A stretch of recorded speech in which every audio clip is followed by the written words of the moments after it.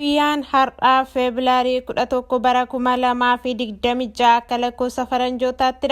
Guyyaa har'aas odeeffannoo sharafa maallaqaa karaa gabaa gurraachaa akkasumas karaa baankiin gatii olaanaatiin sharafaa oolee baankii kamii kan jedhu viidiyoo kana keessatti waliin ilaalla. Kanneen akka Awustiraaliyaa, Doolaara Ameerikaa, Doolaara Yuuroo, Kaanaadaa, Doolaara Paawundi Sterlingii, Dubaay Diraam, Saawudii Riyaal, Kuwait diinaar, Joordaan diinaar, Bahareen diinaar, Kaatar riyaal, Oomaan riyaal, Israa'el shekel, Indiyaa ruupii kanneen kana fakkaatan qabadhee isiniif dhiyaadheen jira. Nagaa Waaqayyoo hunduma keessaniif haa baay'atu. Kabajamoo jaallatamoo hordoftoota chaanaalii kana baga nagaadhaan gara chaanaalii kanatti dhuftanii obboloonni chaanaalii kanaaf haaraa taatan sabiskiraayib gochuudhaan maatiinaaf taatanii kallattii hundumaan na jajjabeessaa kan jirtan guddaa galatoomaan isiniin jedha. Egaa sharafni maallaqa akkuma dabaleetti jira, dabalaatiin jira malee qannasaan jiru yeroo kana. Meeqa dabale guyyaa har'aa kan jedhu waliin ilaalla. Otoo odeeffannoo sharafa maallaqaatti hin darbiin dura obboloonni gaaffii akkas jedhu na gaafattanii maaliif amma ati jettuun nuuf hin sharafanii jettanii obboloonni na gaafattanii karaa baankiidhaanii gaafachuudhaaf mirga guutuu qabdu. Amma weebsaayitii keessan irratti gallakkistanii nuuf hin sharaftan jettanii jechuudha. Akkasumas immoo karaa gabaa gurraachaa daldalaanuu daldalaatti garaagariidhaan isiniin jedha obbolaa kiyya. Isintu maallaqa keessan gatii sirreessifatee erga ta'an isiniin jedha. Akkasumas ethioblakmarket.com irraan isiniif dhiyeessa weebsaayitii irra jechuudha. Fakkeenyaaf daldalaan tokko yeroo hojii hojjetu bu'aa argatu malee hin hojjetu jechuudha. Kanaafiyyuu yeroo baay'ee gadi isin jalaa buuse isin immoo gatii maallaqa keessanii sirreessifattanii ergachuun gahee keessanii isiniin jedha obbolaa kiyyaa. Gaaffiin keessan isiniif deebi'eera jedheetanii yaada gamanumaanii gara odeeffannoo sharafa maallaqaa guyyaa har'aatti wal wajjin hadabarru. Tokkoffaa irratti kan argannu Ameerikaadha. Ameerikaa doolaarri tokko 192 tuqaa saantiba 46 sharafamaa oolee jira karaa gabaa gurraacha. Akkasumas karaa baankiin gatii olaanaatiin sharafaa oolee Oromiyaa baankiidha. Oromiyaa baankiin Ameerikaa doolaara tokko 155 tuqaa saantiba 25 sharafaa oolee jira. Awaash baankiin Ameerikaa doolaara tokko 153 tuqaa saantiba 13 sharafaa oolee jira. Baankiin daldala Itoophiyaa Ameerikaa doolaara tokko 151 tuqaa saantiba 60 sharafaa oolee jira. Inni itti aanu yuuroodha. Yuuroon tokko 229 tuqaa saantiba 24 sharafamaa oolee jira karaa gabaa gurraacha. Akkasumas karaa baankiin gatii olaanaatiin sharafaa oolee Oromiyaa baankiidha. Oromiyaa baankii yuuroo tokko 184 tuqaa saantiba 19 sharafaa oolee jira. Awaash baankii yuuroo tokko 181 tuqaa saantiba 36 sharafaa oolee jira. Baankiin daldala Itoophiyaa yuuroo tokko 176 tuqaa saantiba 50 sharafaa oolee jira. Inni itti aanu Awustiraaliyaadha. Awustiraaliyaa doolaarri tokko 136 tuqaa saantiba 12 sharafamaa oolee jira karaa gabaa gurraacha. Akkasumas karaa baankiin gatii olaanaatiin sharafaa oolee Awaash baankiidha. Awaash baankiin Awustiraaliyaa doolaara tokko 109 tuqaa saantiba 51 sharafaa oolee jira. Baankiin daldala Itoophiyaa Awustiraaliyaa doolaara tokko 98 tuqaa saantiba 73 sharafaa oolee jira.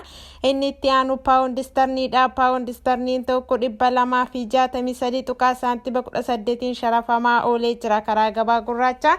Akkasumas karaa baankiin gatii olaanaatiin sharafaa oolee Oromiyaa baankiidha. Oromiyaa baankiin Paawundi Sterliing tokko 211 tuqaa saantiba 27 sharafaa oolee jira. Awaash baankiin Paawundi Sterliing tokko 207 tuqaa saantiba 38 sharafaa oolee jira. Baankiin daldala Itoophiyaa Paawundi Sterliing tokko 198 tuqaa saantiba 38 sharafaa oolee jira. Inni itti aanu Kaanaadaadha. Kaanaadaa doolaarri tokko 141 tuqaa saantiba 98 sharafamaa oolee jira karaa gabaa gurraacha. Akkasumas karaa baankiin gatii olaanaatiin sharafaa oolee Awaash baankiidha. Awaash baankiin baankiin Kaanaadaa doolaara tokko 111.32 sharafaa oolee jira.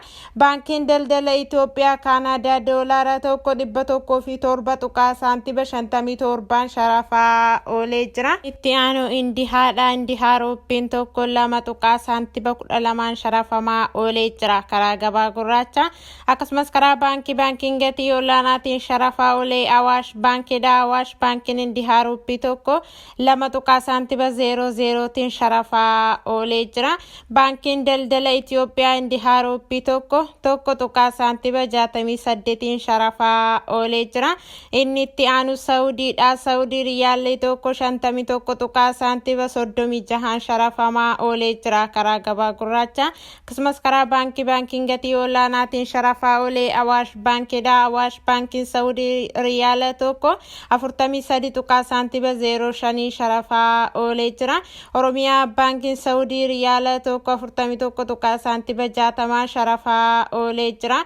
Baankiin daldala Itoophiyaa Saudii riyaala tokko 40.40 sharafaa oolee jira.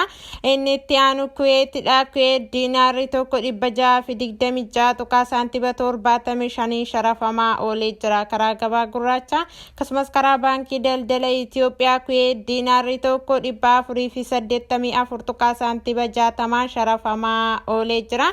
Inni itti aanu Dubaayidha. Dubaay diraamni tokko 52.48 sharafamaa oolee jira karaa gabaa gurraacha.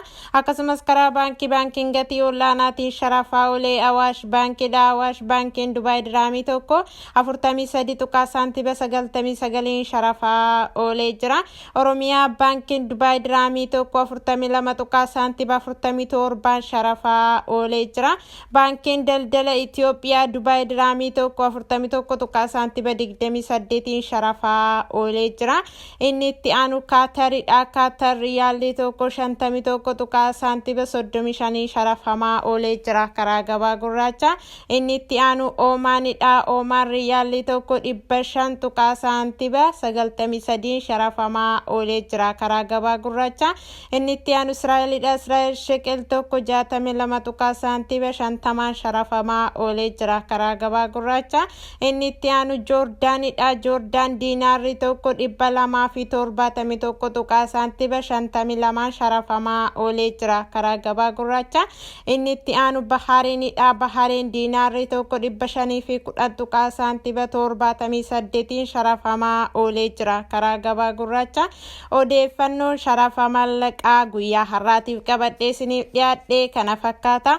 Yaadaa fi gaaffii qabdan koomentii irratti naaf barreessaa. Obboloonni Beeruutii fi Joordaan jirtan Ameerikaa doolaaraan herreeggadhaan isiniin jedha obbolaa kiyya.